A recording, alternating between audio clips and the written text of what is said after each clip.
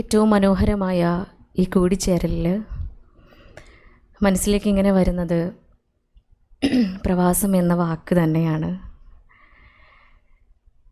ആരോടും പറയാനോ അല്ലെങ്കിൽ മറ്റൊരാളോട് പങ്കുവയ്ക്കാനോ ആഗ്രഹിക്കാത്ത ഏതോ ഒരു വികാരമാണ് പ്രവാസമെന്ന് 2 ദിവസങ്ങൾക്ക് മുൻപേ മനസ്സിലാക്കിയ നിമിഷങ്ങൾ. കോഴിക്കോട് ഇൻ്റർനാഷണൽ എയർപോർട്ടിൽ പുറപ്പെടലിൽ ഇങ്ങനെ ഇരിക്കുമ്പോൾ മക്കളും കുടുംബവും ഉമ്മയും ഉപ്പയും ഭർത്താവും എല്ലാവരും പുറത്തിങ്ങനെ നോക്കി നിൽക്കുകയാണ്. അന്ന് ആ നിമിഷത്തിൽ ഒരു വേള പട്ടിണിയിലേക്ക് പോവേണ്ടി വരുമോ എന്ന് ഭയപ്പെട്ടാൽ പോലും പ്രിയപ്പെട്ട ഇണയെ പ്രവാസ ലോകത്തേക്ക് വിളിക്കേണ്ട വിധി വരുത്തരുതേ എന്ന് പ്രാർത്ഥിച്ചു പോയിട്ടുണ്ടായിരുന്നു. വ്യക്തമായ ധാരണയുണ്ടായിരുന്നു. കാരണം 4 ദിവസങ്ങൾ മാത്രമേ ഞാനിവിടെ ഉള്ളൂ. മറ്റന്നാളെ ഇൻഷാ അല്ലാ 3 മണിക്ക് ഉള്ള ഫ്ലൈറ്റിൽ എനിക്ക് എൻ്റെ മക്കളെ അരികിലേക്ക്, എൻ്റെ ഇണയുടെ, എൻ്റെ ഉമ്മയുടെ, ഉപ്പയുടെ, എൻ്റെ കുടുംബത്തിലേക്ക് മടങ്ങാൻ സാധിക്കുമെന്ന ധാരണയുണ്ട്. എന്നിട്ട് പോലും ഉള്ളിങ്ങനെ വിങ്ങിപ്പൊട്ടി ആ 4 ദിവസം പിരിഞ്ഞിരിക്കാൻ പറ്റാത്തതിൻ്റെ വേദന അനുഭവിച്ച് ഇപ്പോഴും പറഞ്ഞു മുഴുവനാക്കാൻ പോലും സാധിക്കാത്ത ഒരവസ്ഥയിലിരിക്കുമ്പോൾ ആ പ്രവാസം എന്താണ് എന്ന് ഒരു വേള നിങ്ങൾ അനുഭവിക്കുന്ന അതേ അർത്ഥത്തിലും ആഴത്തിലും ഞാനും ഉൾക്കൊള്ളുന്നുണ്ട്. പക്ഷേ തികച്ചും നമ്മുടെ തീരുമാനപ്രകാരമല്ലാത്ത ഈ ജീവിതം, ജനനം പോലും നമ്മുടെ തീരുമാനപ്രകാരമായിരുന്നില്ല. എടവണ്ണ എന്ന് പറയുന്ന പ്രദേശത്ത് എൻ്റെ ഉപ്പയുടെയും ഉമ്മയുടെയും മകളായിക്കൊണ്ട് ജനിക്കുക എന്നത് എൻ്റെ തീരുമാനപ്രകാരമായിരുന്നില്ല.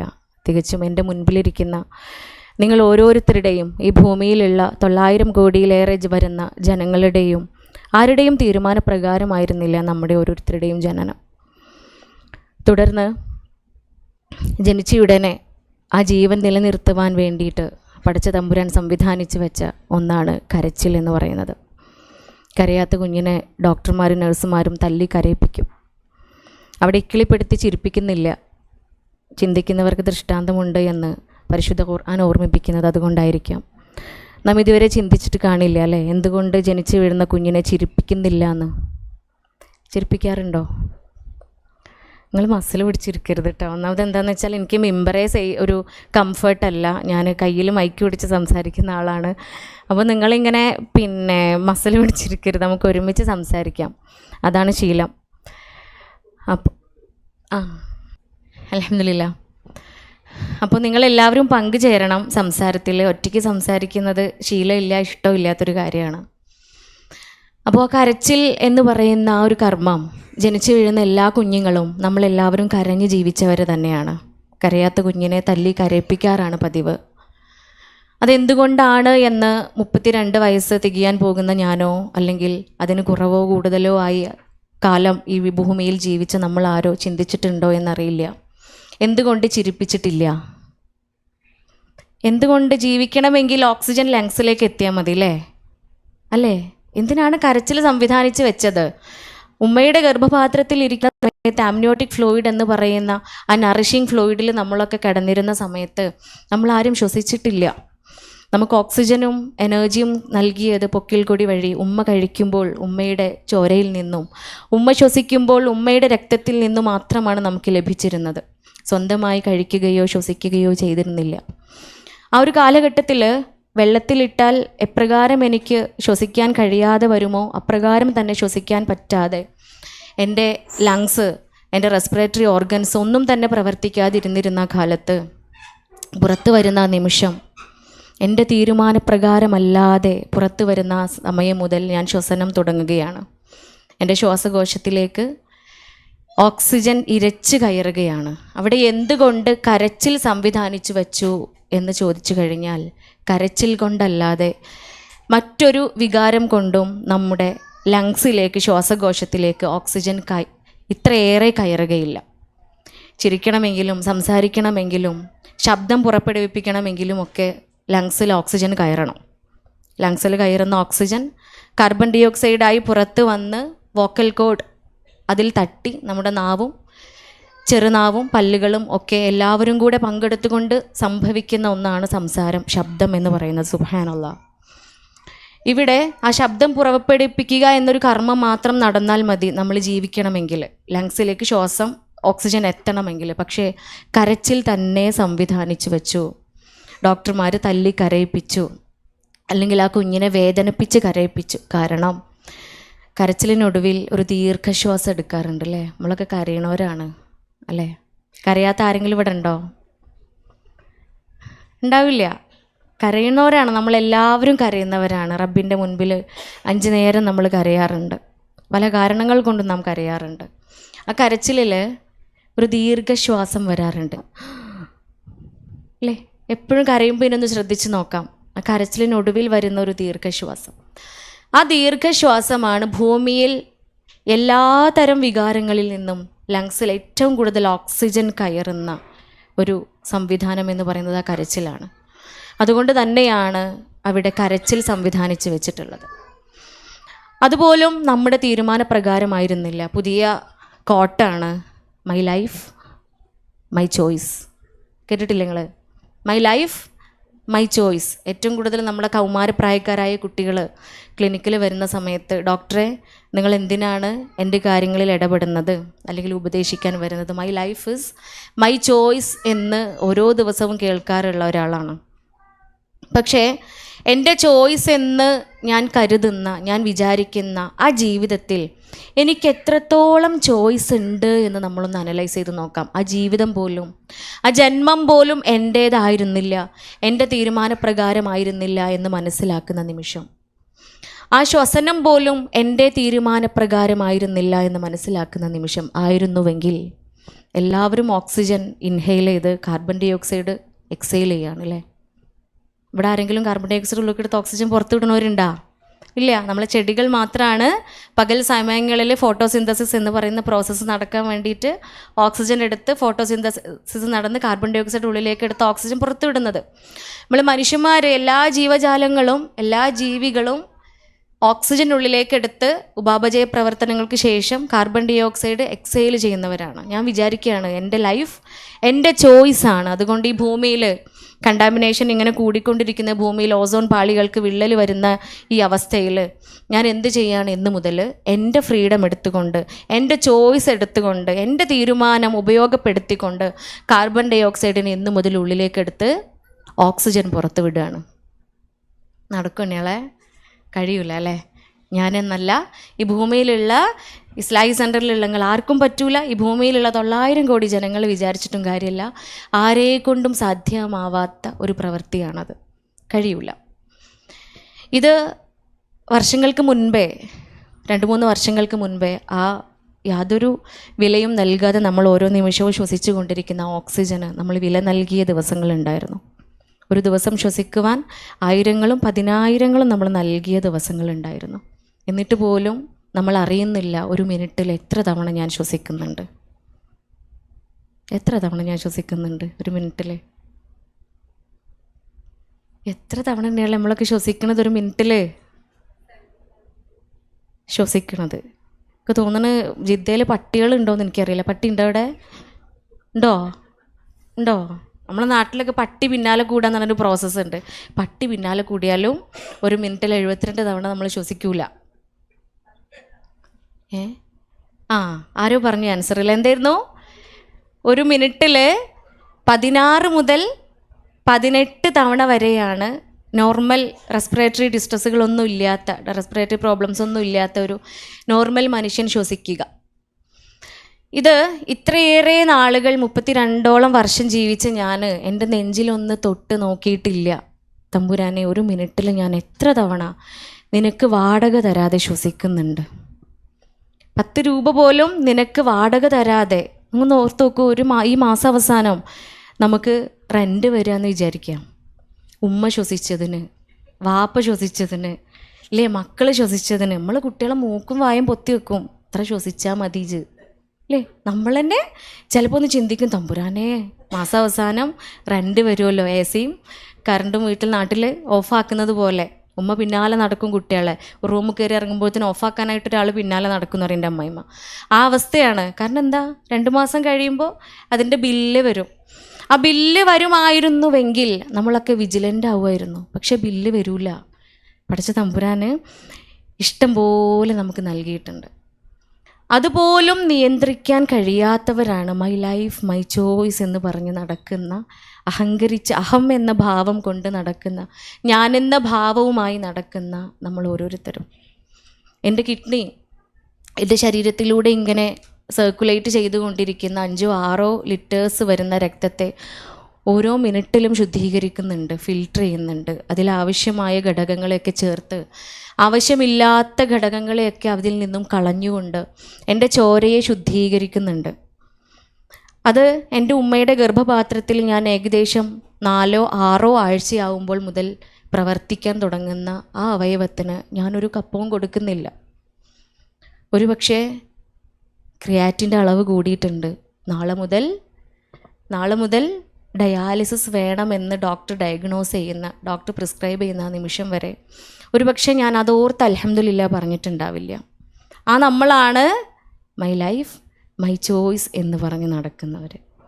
ഇതുപോലെ ഓരോ അവയവങ്ങളും, എൻ്റെ ശരീരത്തിൽ പ്രവർത്തിക്കുന്ന കോടാനുകൂടി വരുന്ന ഓരോ സെല്ലുകളും എൻ്റേതല്ലാത്ത തീരുമാനപ്രകാരം ഇങ്ങനെ ചലിക്കുകയാണ്, പ്രവർത്തിക്കുകയാണ്. നമ്മുടെ കാലചക്രം തിരിയുന്നതും അതുപോലെ തന്നെയാണ്. ഈ ഒരു നിമിഷം നിങ്ങളുമായിട്ടുള്ള ഈ ഒത്തുകൂടൽ അവസാനിപ്പിച്ച് ഇവിടെ നിങ്ങളോട് സലാം പറഞ്ഞ് പിരിഞ്ഞ് എൻ്റെ മക്കളുടെ അരികിലേക്ക് എനിക്ക് എത്താൻ സാധിക്കുമെന്ന് ഒരു ഉറപ്പുമില്ല. എൻ്റെ തമ്പുരാന് എനിക്ക് ആയുസിട്ടെങ്കിൽ മാത്രമേ ഉള്ളൂ. എൻ്റെ പടച്ചോന് എനിക്ക് അങ്ങനെ ഒരു വിധി ഏകിയിട്ടുണ്ടെങ്കിൽ മാത്രമേ ആ യാത്ര അവരിലേക്ക് എത്തുകയുള്ളൂ. അത്ര പോലും നൈമിഷികമാണ് നമ്മുടെയൊക്കെ ജീവിതം. ആ ജീവിതത്തിൽ പ്രവാസം എന്ന് പറയുന്ന ആ ഒരു അവസ്ഥ പോലും അള്ളാഹുവിൻ്റെ തീരുമാനപ്രകാരമായിരുന്നു. ഞാൻ ഓർത്തു, ഈ 2 ദിവസം സമയങ്ങൾക്ക് മുൻപേ ഉള്ള ഒരു നിമിഷത്തിൽ, ഏതാനും നിമിഷം നമ്മൾ എയർപോർട്ടിൽ ഇങ്ങനെ ഫ്ലൈറ്റിന് വേണ്ടി കാത്തിരിക്കുന്ന 2 മണിക്കൂർ എൻ്റെ ഉള്ളിലൂടെ പോയ ചിന്തകളാണ്. എൻ്റെ ഉപ്പ ഗൾഫുകാരനല്ല. എൻ്റെ ഉപ്പ നാട്ടിലെ റിട്ടയർഡ് BDO ആയിരുന്നു. എൻ്റെ ഉപ്പാൻ്റെ മണം ഇല്ലാതെ എനിക്ക് ഉറങ്ങാൻ പറ്റൂലായിരുന്നു. കാരണം പുതയ്ക്കാൻ വേണ്ടിയിട്ട് രാത്രി ഉറങ്ങുമ്പോൾ പുതക്കാൻ ഞാൻ ഉപ്പാൻ്റെ തുണിയാണ് ഉപയോഗിക്കുക. എൻ്റെ ഉപ്പ ഒരു ദിവസം അല്ലെങ്കിൽ കുറച്ച് നേരമൊക്കെ ഊരിയിട്ട തുണി ഉണ്ടാവും. അതിനൊരു പ്രത്യേക മണമാണ്. ഉപ്പ കുട്ടിക്കൂറ പൗഡറാണ് ഉപയോഗിക്കുക. ഈ പൗഡറും ഉപ്പാൻ്റെ വിയർപ്പും കൂടിയൊക്കെ കലർന്നൊരു പ്രത്യേക മണമുണ്ട് കേട്ടോ. ഈ മണം ഉണ്ടെങ്കിലേ എനിക്ക് ഉറങ്ങാൻ പറ്റുള്ളൂ. ചെറുപ്പത്തിലേ കുഞ്ഞു കുട്ടിയായപ്പോൾ മുതലേ എനിക്കുള്ള ശീലമാണെന്ന് ഉമ്മ പറയും. അപ്പോൾ അത് ദിവസവും മുഖത്തിട്ട് അത് പുതച്ച് കിടക്കുന്നത് കൊണ്ട് എനിക്കതിൻ്റെ ഒരു മൂല്യം മനസ്സിലായിട്ടുണ്ടായിരുന്നില്ല. അതില്ലാണ്ടാവുമ്പോഴുള്ളൊരവസ്ഥ മനസ്സിലായിട്ടുണ്ടായിരുന്നില്ല. 16-ാമത്തെ വയസ്സിൽ കല്യാണം കഴിഞ്ഞ് ഇണയുടെ അരികിലേക്ക് പോയ അന്ന് അത് മനസ്സിലായി എന്താണ് ആ അവസ്ഥ എന്നുള്ളത്. ഉപ്പാൻ്റെ ആ പുതപ്പിൻ്റെ മണം ഇല്ലാത്തത് കൊണ്ട് ഉറങ്ങാൻ പറ്റിയിട്ടുണ്ടായിരുന്നില്ല, ഉറക്കം വന്നിട്ടുണ്ടായിരുന്നില്ല. പക്ഷേ ഉപ്പയുടെ മണം വേണം, ഉപ്പയുടെ പുതപ്പ് വേണം എന്ന് ആഗ്രഹിച്ചത് കൊണ്ട് അടുത്ത ദിവസം കല്യാണം കഴിഞ്ഞ ഉമ്മയും എല്ലാവരും നമ്മളൊരു കാണാൻ വരലുണ്ട് അല്ലേ. പിറ്റേ ദിവസം നമ്മൾ വീട്ടിലേക്ക് കാണാൻ വരും, അടുക്കള കാണാൻ വരിക എന്നൊക്കെ പറയും. അന്ന് വരുമെന്ന് അറിഞ്ഞത് കൊണ്ട് ഉമ്മാനെ വിളിച്ച് ഞാൻ പറഞ്ഞു, ഉമ്മ നിങ്ങൾ വരുമ്പോൾ ഉപ്പാൻ്റെ ഒരു തുണിയും കൊണ്ടുവരണം കേട്ടോ. അങ്ങനെ ഉമ്മ തുണിയും കൊണ്ട് വന്ന് ആ തുണി പുതച്ചിട്ടാണ്, ആ തുണി മുഖത്തിട്ടിട്ടാണ് ഞാൻ ഉറങ്ങാറുണ്ടായിരുന്നത്. അപ്പോൾ തുണി ഇപ്പോഴും എൻ്റെ കയ്യിൽ ഉണ്ടാവാൻ സാധ്യത ഉണ്ട്, എടുത്ത് പാത്ത് വെച്ചിട്ടുണ്ട്. എൻ്റെ ഉപ്പ ഉണ്ട്, എൻ്റെ വീട്ടിലുണ്ട്. എനിക്ക് തോന്നുമ്പോഴൊക്കെ ഉപ്പാനെ പോയി കാണാം, ഉപ്പാനെ കെട്ടിപ്പിടിച്ച് ഉമ്മ കൊടുക്കുക, ഉമ്മാനെ കെട്ടിപ്പിടിച്ച് ഉമ്മ കൊടുക്കുക. അന്ന് എയർപോർട്ടിൽ 2 ദിവസം മുൻപ് എയർപോർട്ടിലിരുന്ന സമയത്ത് ഞാൻ പഠിച്ചവനോട് കുറേ നന്ദി പറഞ്ഞിട്ടുണ്ട്. എൻ്റെ ഉപ്പാനെ പഠിച്ചോനെ ഗൾഫുകാരനാക്കിയില്ലല്ലോ, എൻ്റെ ഇണയ തമ്പുരാനെ ഗൾഫുകാരനാക്കിയില്ലല്ലോ എന്ന് ഞാൻ പഠിച്ചവനോട് നന്ദി പറഞ്ഞിട്ടുണ്ടായിരുന്നു. കുറച്ച് ദിവസം മാത്രമേ ഞാൻ പിരിഞ്ഞിരുന്നിട്ടുള്ളൂ. അതുകൊണ്ട് തന്നെ ഈ വേദന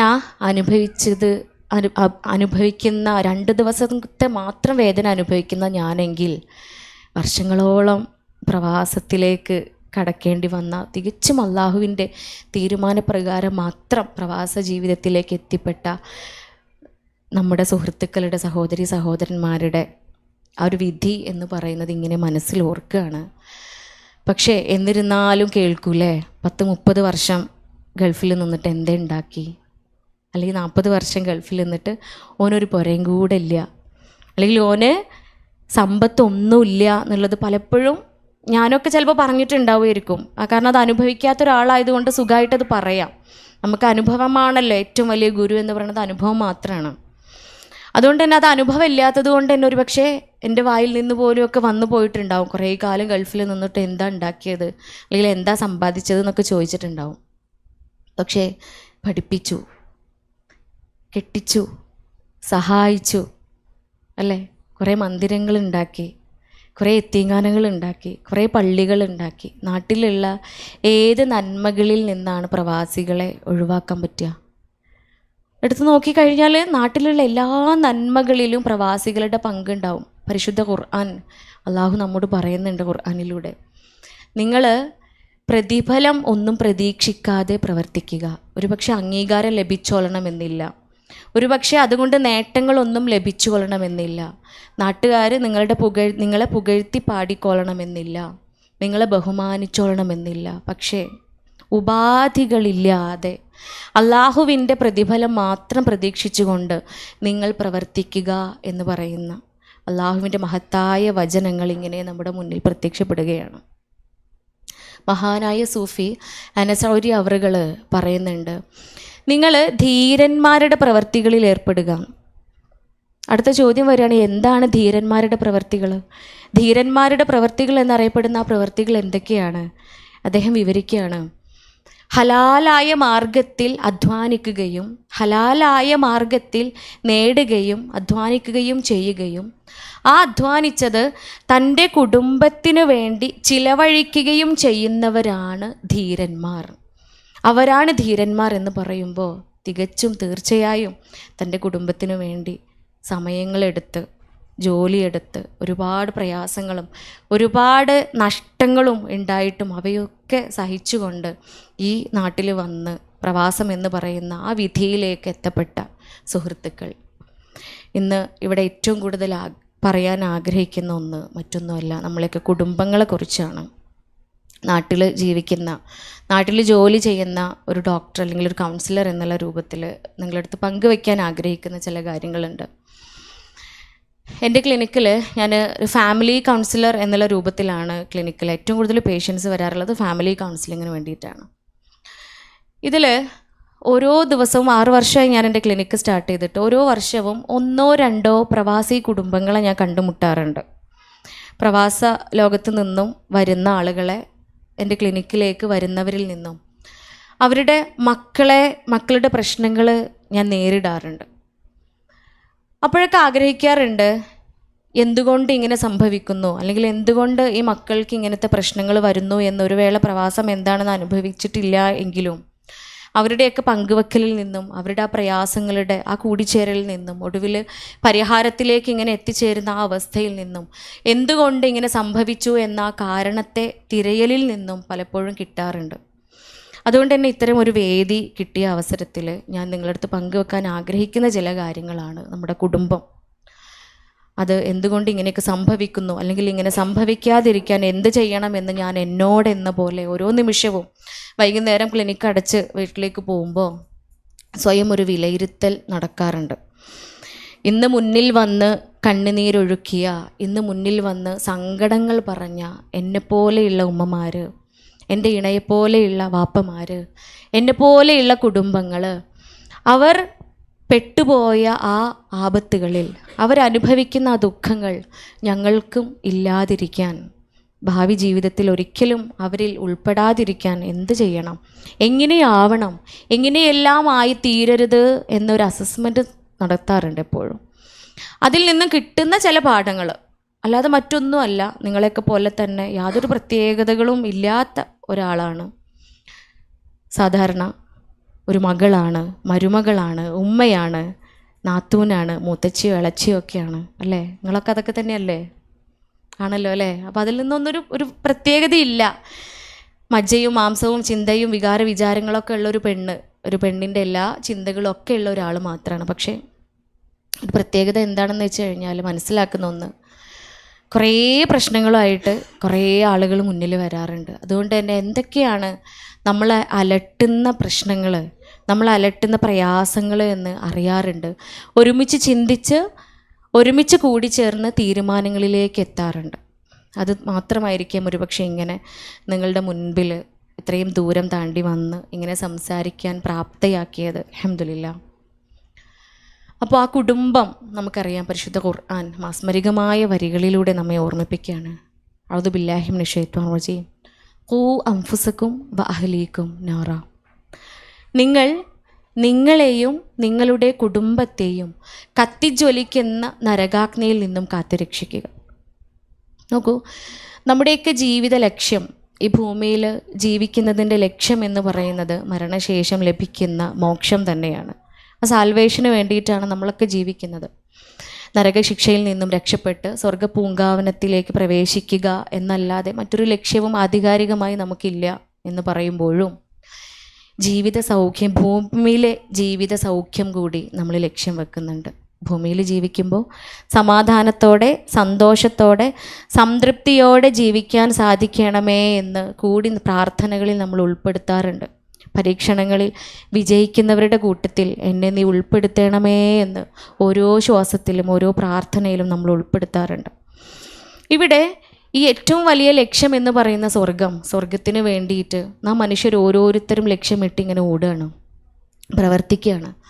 അവിടെ നമ്മൾ ഓരോരുത്തരോടും പറയുകയാണ്, നീ നരകത്തിൽ നിന്നും രക്ഷപ്പെട്ട് സ്വർഗത്തിലേക്ക് അടുക്കുക, തിന്മകളിൽ നിന്നും വിട്ടു നിന്നുകൊണ്ട് നന്മകൾ ചെയ്തുകൊണ്ട് സ്വർഗ്ഗപൂങ്കാവനത്തിലേക്ക് അടുക്കുക എന്ന് പറയുമ്പോൾ നീ എന്ന് അള്ളാഹു വിശേഷിപ്പിക്കുന്ന ആ ഞാനും നിങ്ങളും, നമ്മളോട് ചേർത്ത് പറയുകയാണ്, ഒറ്റയ്ക്ക് പോണ്ട, ഒറ്റയ്ക്കല്ല നീ പോവേണ്ടത്, നിൻ്റെ കുടുംബം കൂടി നിന്നോട് കൂടെയുണ്ട്. ആ കുടുംബത്തെ കൂടി ചേർത്ത് പിടിച്ചുകൊണ്ട്, ആ കുടുംബത്തെ കൂടി കൈ പിടിച്ചുകൊണ്ട് നീ സ്വർഗത്തിലേക്ക് അടുക്കുക, നരകശിക്ഷയിൽ നിന്നും നീ രക്ഷപ്പെടുക, നീ നിന്നെയും നിൻ്റെ കുടുംബത്തെയും കത്തിജ്വലിക്കുന്ന നരകാഗ്നിയിൽ നിന്നും കാത്തുരക്ഷിക്കുക. സുബ്ഹാനല്ലാഹ്. ഒരുപാട് സംവിധാനങ്ങളുള്ള ഈ ഭൂമിയിൽ ഒരുപാടേറെ സംവിധാനങ്ങളുണ്ട്, കൂട്ടുകളുണ്ട്. ഇവയിൽ ഏറ്റവും കൂടുതൽ ഒരു മനുഷ്യന് സംരക്ഷണം നൽകുന്ന, രക്ഷാകവചമായി മാറുന്ന ഒരു സംവിധാനം കുടുംബമല്ലാതെ അത് വേറൊന്നുമല്ല. അത് പലപ്പോഴും തോന്നാറുണ്ട്. പല പ്രശ്നങ്ങളുമായിട്ട് മുൻപിൽ വരുന്ന ആളുകൾ അവർ വരാറുള്ളത് കൂട്ടുകാരുടെ കൂടെ ആവാറില്ല, അവർ വരുന്നത് നാട്ടുകാരുടെ കൂടെ ആവാറില്ല, അവർ വരുന്നത് അവരുമായി ബന്ധപ്പെട്ട ബിസിനസ് പാർട്ട്നേഴ്സിൻ്റെയോ അല്ലെങ്കിൽ അവരുടെ കോവർക്കേഴ്സിൻ്റെയോ അവരുടെ ഫ്രണ്ട്സിൻ്റെയോ ഒന്നും കൂടെ ആവാറില്ല. ഇവരൊക്കെ പ്രശ്നവും പ്രയാസവും വന്ന് തളർന്നു പോകുമ്പോൾ അവരെയൊക്കെ ചേർത്ത് പിടിച്ച് അവർ വരാറുള്ളത്, പ്രശ്നപരിഹാരം കിട്ടണമേ എന്ന് പറഞ്ഞ് വരാറുള്ളത് കുടുംബത്തിൻ്റെ കൂടെയാണ്.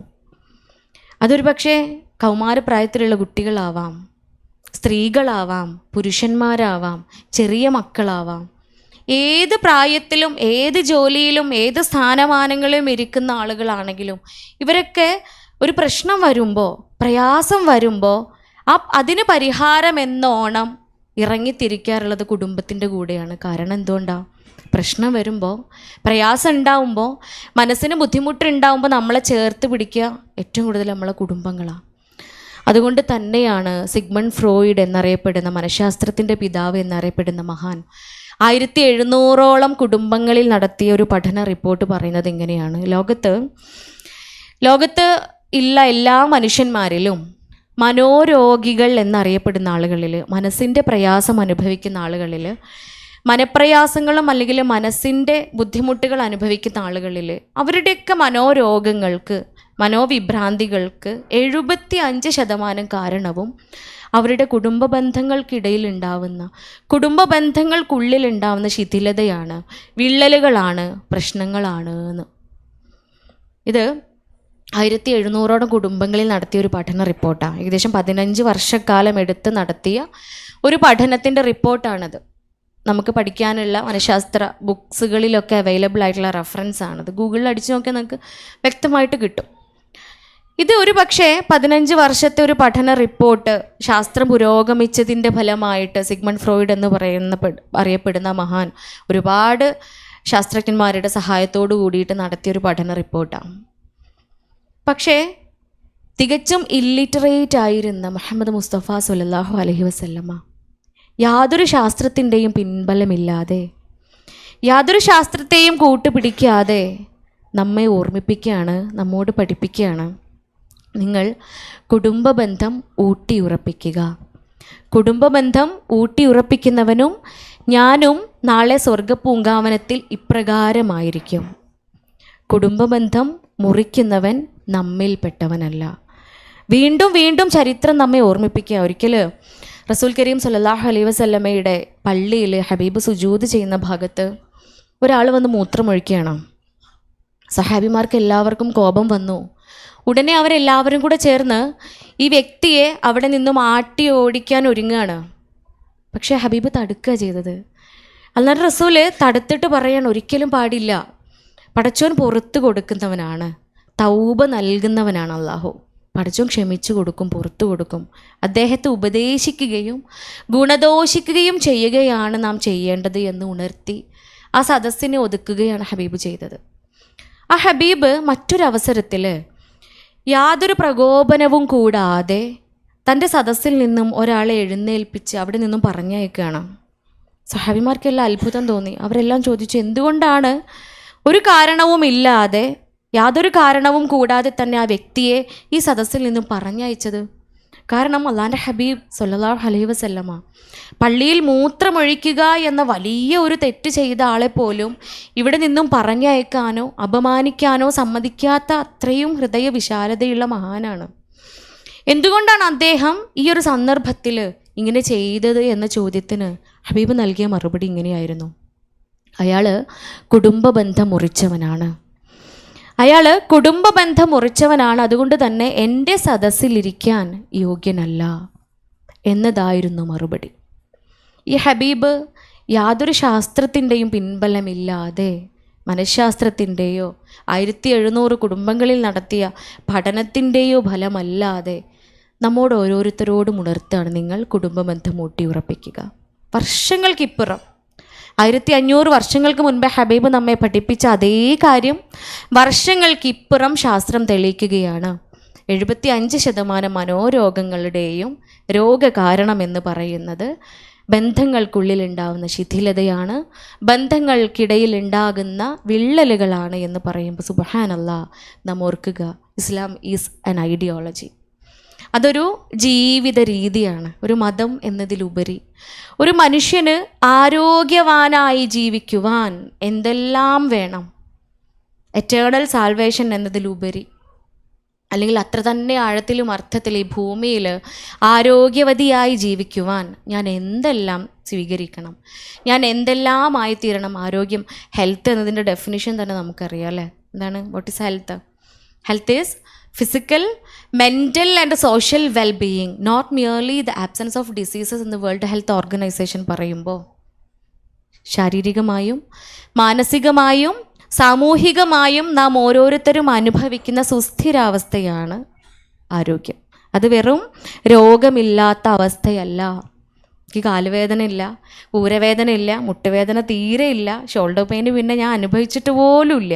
ഷുഗറും പ്രഷറും കൊളസ്ട്രോളും ഹൈപ്പർ തൈറോയിഡിസും ഹൈപ്പോ തൈറോയിഡിസും ഒന്നുമില്ല അല്ലേ? നമ്മളെ ഭാഷയിൽ തൈറോയിഡേ ഇല്ല നമ്മൾ പറയല്ലേ. അതൊന്നും എനിക്കില്ലാത്തത് കൊണ്ട് ഐ എം ഹെൽത്തി നമുക്ക് പറയാൻ പറ്റുമോ? എന്തെന്നെയാണ് നിങ്ങളൊക്കെ ഇങ്ങനെ മസിൽ പിടിച്ചിരിക്കണേ? പറ്റുമോ? ഐ എം ഹെൽത്തി എന്ന് പറയാൻ പറ്റുമോ? പറ്റൂല. ഷുഗറും പ്രഷറും കൊളസ്ട്രോളും ഇല്ല എന്ന് വിചാരിച്ച് ഞാൻ ഹെൽത്തി അല്ല. ഇടയ്ക്കിടയ്ക്കൊരു മൈഗ്രെയിനാണ് ഡോക്ടറെ അല്ലേ?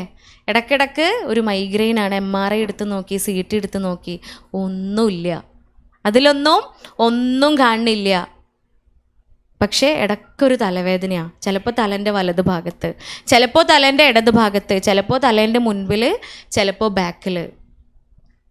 ചിലപ്പോൾ കിടന്നാലും ഉറക്കം വരില്ല. ഇനി 12 മണിയായി ഞാനൊന്ന് കണ്ണ് മാളിയാൽ തന്നെ 2 മണിയാകുമ്പോൾ ഞാൻ ഉണരും, പിന്നെ ഉറങ്ങാൻ കഴിയില്ല. ഇടയ്ക്ക് നെഞ്ചിൻ്റെ ഉള്ളിൽ ഒരു കെട്ടലാണ് എന്നൊക്കെ പറയും നമ്മളെ നാട്ടിലെ പേഷ്യൻസ് വന്നിട്ട് ക്ലിനിക്കിൽ എന്ന് പറയണത്. നെഞ്ചിൻ്റെ ഉള്ളിൽ എന്തോ കെട്ടിക്കിടക്കണ പോലെയാണ്. കൊളോണോസ്കോപ്പി എടുത്തു, എൻഡോസ്കോപ്പി എടുത്തു, USG ചെയ്തു, അതിലൊന്നും ഒരു പ്രശ്നവുമില്ല. അതിലൊന്നും കണ്ടുപിടിക്കാൻ സാധിക്കാത്ത എന്തോ ഒന്നും ഉള്ളിൽ. ചിലപ്പോൾ ഭക്ഷണം ഇറങ്ങണില്ല ഡോക്ടറെ, എനിക്ക് തൊണ്ടയിൽ ക്യാൻസർ ഉണ്ടോ, ബയോപ്സി വരെ എടുത്ത് നോക്കി, ഒന്നുമില്ല. അസുഖങ്ങളുടെ യാതൊരു ലക്ഷണങ്ങളും ഇല്ല, പക്ഷേ ഭക്ഷണം ഇറങ്ങണില്ല. ഇവിടെ എന്തോ കെട്ടിക്കിടക്കണ പോലെയാ. നോക്കൂ, ഉറക്ക ഗുളിക കുടിക്കാതെ ആൻറ്റി ഡിപ്രസൻസ് കഴിക്കാതെ, സ്ലീപ്പിംഗ് പിൽസ് കഴിക്കാതെ അൽഹംദുലില്ലാ ചൊല്ലിക്കൊണ്ട് അതൊരു കുടിലായിരിക്കാം ഒരു പക്ഷേ. മഴയിൽ നിന്നും വെയിലിൽ നിന്നും മാത്രം എന്നെ സംരക്ഷിക്കുന്ന 4 ചുവരുകളും ഒരു മേൽക്കൂരയും മാത്രമുള്ളൊരു വീടായിരിക്കാം. ഒരു വേള കുടിലെന്ന് മാത്രം വിശേഷിപ്പിക്കാൻ സാധിക്കുന്ന ഒരിടമായിരിക്കാം. തൊട്ടരികിലുള്ള ബംഗ്ലാവിൽ നിന്നും അതിൽ നിന്നും ആഡംബരങ്ങളോ സുഖലോലുപതകളോ എല്ലാം എനിക്ക് നൽകാമെന്ന് പറഞ്ഞാലും ഒരു വേള ഞാൻ കയറി ചെല്ലാൻ ആഗ്രഹിക്കുന്ന ഒരു കുടിലുണ്ട്. അവിടെ ഈ ഉറക്ക ഗുളികയുടെയോ ആൻറ്റി ഡിപ്രസൻസിൻ്റെയോ സഹായമില്ലാതെ എനിക്ക് ഉറങ്ങാൻ സാധിക്കുന്നുവെങ്കിൽ അത് തന്നെയാണ് എൻ്റെ സമാധാനക്കൂട്. അത് തന്നെയാണ് എനിക്ക് ഏറ്റവും പ്രിയപ്പെട്ട ഇടം. അൽഹംദുലില്ലാ എന്ന് നമുക്ക് പറയാൻ സാധിക്കുന്നുണ്ടോ? നമ്മിൽ ഏൽപ്പിക്കപ്പെട്ട ഉത്തരവാദിത്തങ്ങൾ നാം നിറവേറ്റുന്നുണ്ട്. പരിശുദ്ധ ഇസ്ലാം മതം പഠിപ്പിക്കുകയാണ്, നിങ്ങൾ ഓരോരുത്തരും ഉത്തരവാദിത്തങ്ങൾ ഏൽപ്പിക്കപ്പെട്ടവരാണ്. എന്നോടാ പറയണത്, നമ്മോട് ഓരോരുത്തരോടുമാണ് പറയണത്. നമ്മളൊക്കെ ഉത്തരവാദിത്തങ്ങൾ ഏൽപ്പിക്കപ്പെട്ടവരാണ്. നാളെ ആ ഉത്തരവാദിത്തങ്ങളെക്കുറിച്ച് നിങ്ങൾ ഓരോരുത്തരും ചോദ്യം ചെയ്യപ്പെടുകയും ചെയ്യും. എന്തൊക്കെയാണ്? പുരുഷന്മാരുടെ അടുത്ത് പറയാ, പുരുഷന്മാരെ, നിങ്ങൾ മാതാപിതാക്കളുടെയും ഭാര്യാസന്താനങ്ങളുടെയും ഉത്തരവാദിത്തങ്ങൾ ഏൽപ്പിക്കപ്പെട്ടവരാണ് എങ്കിൽ, നമ്മൾ സ്ത്രീകളോട് പറഞ്ഞതെന്താ? സ്ത്രീകളെ, നിങ്ങൾ നിങ്ങളുടെ ഭർതൃഗൃഹത്തിൻ്റെ അധിപകളാണ്. കഴിച്ചിലായില്ലേ നമ്മൾ? അല്ലേ? ചില്ലറ പണിയാണ് നമുക്ക് കിട്ടിയത്. ആണുങ്ങൾക്ക് എണ്ണി പറഞ്ഞു കൊടുത്തേക്കണ്. എന്തൊക്കെയാ? മാതാപിതാക്കളുടെയും ഭാര്യാസന്താനങ്ങളുടെയും ഉത്തരവാദിത്തങ്ങൾ ഏൽപ്പിക്കപ്പെട്ടവരാണ് എങ്കിൽ നമുക്ക് ഏൽപ്പിച്ചു തന്നത് പേരെടുത്ത് പറഞ്ഞിട്ടില്ല, ഭർതൃഗൃഹത്തിൻ്റെ അധിപകളാണ്. വീണ്ടും ഇസ്ലാം പഠിപ്പിക്കുക, അൽമർഅതു റാഇഅത്തുൻ ഫീ ബൈത്തി സൗജിഹാ. ഞാനും നിങ്ങളൊക്കെ നമ്മുടെ ഭർതൃഗൃഹത്തിൻ്റെ റാണികളാണ്. റാണികൾ എന്ന് പറയുമ്പോൾ നമ്മൾ ഓർക്കണം, ഞാൻ റാണിയാണോ? എന്നിൽ ഏൽപ്പിക്കപ്പെട്ട ഉത്തരവാദിത്തങ്ങൾ ആരൊക്കെയാണ്? ഭർതൃഗൃഹമാണ്, എൻ്റെ ഭർത്താവിൻ്റെ വീടാണ്, ഞാൻ കയറി ചെന്ന ഇടമാണ്. അള്ളാഹുവിനെ സാക്ഷ്യം നിർത്തിക്കൊണ്ട് ഉത്തരവാദിത്തം, എൻ്റെ മുഴുവനായും ഉത്തരവാദിത്തം ഏൽപ്പിക്കപ്പെട്ടുകൊണ്ട് എന്നെ കൈ പിടിച്ച് സ്വീകരിച്ച എൻ്റെ ഇണ എൻ്റെ ഉത്തരവാദിത്തമാണ്. നാളെ ചോദ്യം ചെയ്യപ്പെടും. എൻ്റെ ഉമ്മ ഉപ്പ, എന്നെ നൊന്ത് പ്രസവിക്കാത്ത എൻ്റെ ഉമ്മ, എന്നെ ജനിപ്പിക്കാത്ത എൻ്റെ ഉപ്പ, അവിടെയുള്ള ഓരോ ബന്ധങ്ങളും നമുക്കറിയാം. നമ്മളൊക്കെ ഒരു റോളല്ല അല്ലേ? നാടകത്തിൽ അഭിനയിക്കുകയാണെങ്കിൽ നല്ല സുഖമാണ്, അല്ലെങ്കിൽ സീരീസിലോ സീരിയലിലോ സിനിമയിലൊക്കെ അഭിനയിക്കുകയാണ്. ഒരു റോൾ അഭിനയിച്ചാൽ മതി ഒരാൾക്ക്, അല്ലേ? മികച്ച നടിക്കുള്ള അവാർഡ് ഒരാൾക്കാണ് കിട്ടുക. മികച്ച നടിക്കുള്ള അവാർഡ് തന്നെ അയാൾക്ക് തന്നെ സഹനടിക്കുള്ള അവാർഡ് കിട്ടുമോ? ഇല്ല, സഹനടി വേറെയാ, അല്ലെങ്കിൽ വില്ലന് വേറെയാണ്. ഓരോരുത്തർക്കും ഓരോ റോളുകളാ. പക്ഷെ ഞാൻ അങ്ങനെയല്ല. എൻ്റെ ജീവിതമാകുന്ന ഈ നാടകത്തിൽ ഞാൻ എത്ര റോളുകൾ അഭിനയിക്കുന്നുണ്ട്. ആലോചിച്ച് നോക്കി, ഒരു മകളുടെ റോള്, അവിടെ മികച്ച മകൾക്കുള്ള അവാർഡ് എനിക്ക് തന്നെ കിട്ടണം. ഞാനൊരു ഭാര്യയുടെ റോള്, അതേ സമയം മകളാവുന്നതോടൊപ്പം ഞാനൊരു ഭാര്യയാവുന്നുണ്ട്. ഈ മകളും ഭാര്യയും ആവുന്നതിനോടൊപ്പം ഞാൻ ഉമ്മയാണ്, മരുമകളാണ്, നാത്തൂനോ മൂത്തച്ചിയോ ഇളച്ചിയോ ആണ്. നിങ്ങൾ പല നാട്ടിലുള്ള ആൾക്കാരുണ്ട്, നിങ്ങൾ മൂത്തച്ചി ഇളച്ചിയൊക്കെ മനസ്സിലാവുമോ? നിങ്ങളെ ജ്യേഷ്ഠൻ്റെ ഭാര്യയാണ് മൂത്തച്ചി, അനിയൻ്റെ ഭാര്യയാണ് ഇളച്ചി. ഞാൻ പക്ക മലപ്പുറം ജില്ലക്കാരി ആയതുകൊണ്ടേ ഇടയ്ക്കൊക്കെ ആ കൊളോക്കിയൽ ലാംഗ്വേജ് ആ സ്പിരിറ്റിൽ അങ്ങോട്ട് വന്നു. അപ്പോൾ തിരിയാത്ത എന്തെങ്കിലും ഉണ്ടെങ്കിൽ ചോദിക്കട്ടാ. കാസർഗോഡ് ക്ലാസ്സിന് പോകുമ്പോഴേ, ഞാൻ ആദ്യമായിട്ട് കാസർഗോഡ് ക്ലാസ്സിന് പോയ സമയത്ത് ട്രെയിനിലിരുന്നിട്ട് 2-3 വർഷങ്ങൾക്ക് മുൻപേ ട്രെയിനിലിരുന്നിട്ട് നൗഷാദ് ഖാൻ അടുത്ത് ഞാൻ ചോദിച്ചു, അല്ല നൗഷാക്കേ, നമ്മൾ കാസർഗോഡേക്കാണ് ക്ലാസ്സിന് പോകണം, അത് മഞ്ചേശ്വരമാണ്, ഏകദേശം മംഗലാപുരം അടുത്തെത്തി. കാസർഗോഡ് ക്ലാസ്സിന് പോവാണ്, നമ്മൾ മലപ്പുറത്തു നിന്നാണ് പോണത്. ഞാനാണെങ്കിൽ അറിയാതെ മലപ്പുറം സ്ലാങ് പറഞ്ഞു പോവുകയും ചെയ്യും. ഞാൻ പറയണത് ഓൽക്ക് തിരിയുമോയെന്ന് ചോദിച്ചു. ഞാൻ നൗഷാദ് ഖാൻ എൻ്റെ അടുത്ത് പറയാം, ഒന്നെങ്കിൽ ഓൽക്ക് തിരിയും, അല്ലെങ്കിൽ ഓല് നട്ടം തിരിയും. തിരിഞ്ഞിട്ടില്ലെങ്കിൽ ഉറപ്പല്ലേ നട്ടം തിരിയും എന്നുള്ളത്. അതുപോലെ നിങ്ങൾ നട്ടം തിരിയണുണ്ടെങ്കിൽ ചോദിക്കാട്ടാ. അപ്പോൾ ഈ മൂത്തച്ചി ഇളച്ചി ഇതൊക്കെ ഞാൻ അഭിനയിച്ചു കൊണ്ടിരിക്കുന്ന റോളുകളാ. നാളെ എൻ്റെ ഈ നാടകത്തിന് അവാർഡ് പ്രഖ്യാപിക്കും. അവിടെ അവാർഡ് പ്രഖ്യാപിക്കുന്ന സമയത്ത് മികച്ച മകൾക്കുള്ള അവാർഡ് എനിക്ക് കിട്ടണം. മികച്ച മരുമകൾക്കുള്ള അവാർഡും മികച്ച ഉമ്മയ്ക്കുള്ള അവാർഡും മികച്ച നാത്തൂനും മൂത്തച്ചിക്കും ഇളച്ചിക്കും അമ്മായിക്കും മൂത്തമ്മാക്കും ഒക്കെ ഉള്ള അവാർഡ് ഇൻഷാ അല്ലാ എനിക്ക് കിട്ടണമെന്ന ആഗ്രഹം എൻ്റെ ജീവിതത്തിൽ എപ്പോഴും ഉണ്ടാവണം എന്നാണ് നേരത്തെ പറഞ്ഞ വൈകുന്നേരങ്ങളിൽ സംഭവിക്കുന്ന അസസ്മെൻറ്റിൽ പലപ്പോഴും കാണാറുള്ളത്. കാരണം എല്ലാ മരങ്ങളും ഫലങ്ങൾ നൽകുന്നതാണ്. അല്ലാൻ്റെ ഹബീബ് സല്ലല്ലാഹു അലൈഹി വസല്ലമ നമ്മോട് ഉണർത്തുക, എല്ലാ മരങ്ങളും നിങ്ങൾക്ക് മധുരമുള്ള ഫലങ്ങൾ നൽകുന്നുണ്ട്, പക്ഷേ മനുഷ്യ മനസ്സ് നൽകുന്ന ഫലങ്ങളാണ് നമ്മുടെ മക്കൾ.